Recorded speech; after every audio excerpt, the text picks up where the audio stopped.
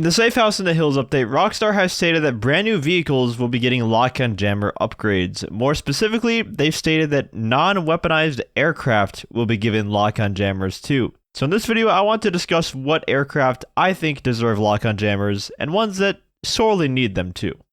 Originally, I was just going to talk about personal aircraft that are non-weaponized in this video, but then I went through and looked at the amount of non-weaponized aircraft that are not first Pegasus vehicles. And there are only like 4 or 5 non-weaponized planes that start off as personal aircraft, so either Rockstar are adding in more Pegasus vehicle customization like lock-on jammers for more planes and helicopters that you then bring into the hangar, or we just aren't getting that many out of the small pool of non-weaponized personal aircraft that could be given lock-on jammers. With that being said, there are a lot of aircraft in this game that are kind of in the gray area, and also ones that are just sorry excuses for aircraft in general in terms of balancing. So I'm not only going to be mentioning non-weaponized aircraft in this video, I'm going to be going over ones that are weaponized that would still be balanced even if they were to get a lock-on jammer. But let's start off with the ones that would be a perfect fit for a jammer, the ones that do fit that criteria. The first one is the Iron Mule. The Iron Mule is one of the newest aircraft that Rockstar have added into the game. It has a lot of utility and is meant to be more of a defensive aircraft. It doesn't have any really offensive capabilities. So this getting a lock-on jammer would be just fine. It would actually be a perfect fit, in my opinion. Up next, the Alpha Z1 and the Howard NX-25. I'm throwing these two together because they're both stunt planes that are non-weaponized. And I also see no problem with these two getting lock-on jammers either. They are pretty fun to fly and completely harmless to free mode, really. So they should definitely be good candidates for lock-on jammers come next Wednesday. Moving on, the standard Conada should definitely get a lock-on jammer, but this is where I want to get into more of the ranty section of the video because the weaponized Conada should also get one, let's be honest. The weaponized Conada is an attack aircraft that doesn't even have regular countermeasures like flares or chaff available to it. And it goes down in 1 homing rocket or 1 railgun shot. On top of that, its weapons are just straight up worse than the Buzzard from over 10 years ago, while being extremely expensive, more so than the Buzzard. And even if it were to get a lock-on jammer, I still don't think it would be used at all because of its other weaknesses. It just needs something. I would honestly prefer if they were to just buff the armor and give it flares and chaff countermeasures instead, but I'll take anything at this point for the weaponized Conada. It just needs something to make it better. But the non-weaponized version of the helicopter, no doubt, should definitely get a jammer. And this is where we are starting to get into the gray area because I think the Havoc should get a lock-on jammer. The Havoc is technically a weaponized helicopter if you add the gun on it, but it's not like this gun is anything special here. In fact, it actually sucks. So in my opinion, this is essentially a non-weaponized vehicle, and despite it being a very small helicopter, it still is worse at dodging missiles than bigger helicopters for some reason. So having that lock-on jammer would absolutely help it be an elusive little vehicle in the sky, one that maybe more people would use at that point. Though probably not because the Sparrow exists and it's just way better in every way. The Ultralight is another one where, yeah, it's technically weaponized if you decide to put the gun on it, but is it really that impactful? I mean, you just die the moment you get hit with a missile in this vehicle anyways. The Ultralight doesn't blow up, but you just die from the explosive damage like you're on a bike. And it's legit the most non-issue vehicle in the game. It's not like you're going to be seeing people grief with a glider in public lobbies with the gun on it. The only thing it would do is just make it not immediate fodder for any missile spam aircraft in the game, and especially the Oppressor Mark II. Alright, now hear me out for this next one. The Annihilator Stealth should get a lock-on jammer. The Annihilator Stealth has always been just a worse version of the Akula. It basically does the same thing the Akula does, except the Akula has way superior armor, and I believe it's also faster than the Annihilator Stealth, but I could be wrong. But the Annihilator Stealth blows up in 1 missile or even 1 railgun shot.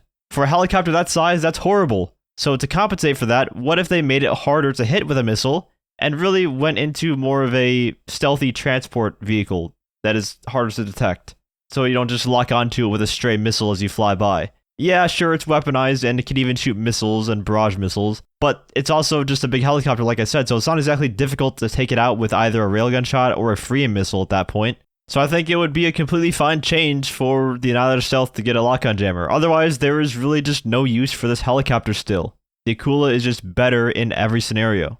I mean, you guys knew this next one was coming, but we gotta talk about the Bombushka, because Like, what are we doing with this aircraft, man? They gave it an armor buff in the Agents of Sabotage update, but then went and released the Titan 250D, which, by the way, has more armor than the Bombushka does, even after its buff, and is way faster. I mean, the Bombushka is legit slower than my heist with randoms teammates that I get when I try Quick Job. It is painfully slow. The only thing the Bombushka really outpaces in terms of speed is someone running on foot, genuinely.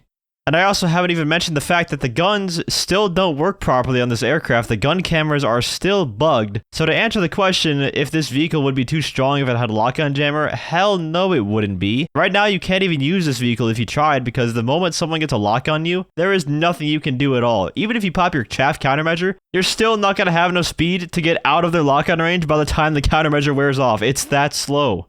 And if something like a Mark II oppressor comes up behind you, or any vehicle that can spam missiles, you are just dead on sight. And I can almost guarantee you, even if this vehicle did get a jammer, you would still never see it, because the Titan 250D is just better than it in almost every single possible way. I also threw the Volatile and the Alkanost here with this list too, because both of those vehicles are also just useless in the game currently. They're not quite as sad as the Bombushka though. At least those vehicles have somewhat of speed to them, but they really all need help. I've been going on and on about these three planes for years now, and sadly, it just seems like I'm shouting into the void. I don't think are ever going to get changed. The Streamer 216 is also technically a bomber plane that you can put machine guns on the front as well, but it's another case of the weapons being completely useless because its handling is atrocious. So you'd much rather use anything else if your goal was to bomb things or dogfight other planes, because you're not getting kills with this one. The plane isn't agile or fast enough to dodge homing missiles, which is why it's on this list to begin with, so that it never has to worry about trying to dodge homing missiles if they were to lock onto it. The jammer would just completely negate that, but it would still just get shot down by other things because it's also a pretty big aircraft. It's got a pretty large wingspan. And just like a lot of the other planes on this list though, you probably would still never see it being used in free mode, even if they did give it a jammer, because that's just how bad it is. And the last vehicle on my list is the Duster 300H, another slow aircraft with horrible MGs that is also incapable of dodging homing missiles. In other words, a perfect candidate for a lock-on jammer. You don't get to fly this vehicle if any missile spam aircraft is in the area. It's just completely garbage. Not really much else to say about it, to be honest.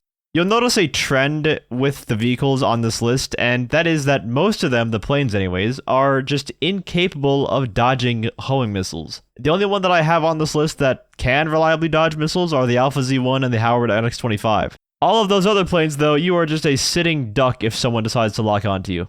With that being said though, if they do end up giving Pegasus aircraft that you can bring into your hangar the ability to put lock-on jammers on, then all of those non-weaponized aircraft over the years should get them for sure. But I really just don't know if they would add in more customization options for those Pegasus planes. But hey, maybe they'll surprise me.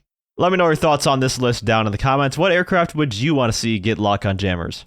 And if you enjoyed the video or found it helpful, feel free to leave a like, as well as subscribe to my channel for more gtaonline content. I also want to give a huge shout out to all of my channel members for your support. If you'd like to become a member for some exclusive perks, you can either use the join button or the link that's down in the description. And as always, thanks for watching, and have a great day.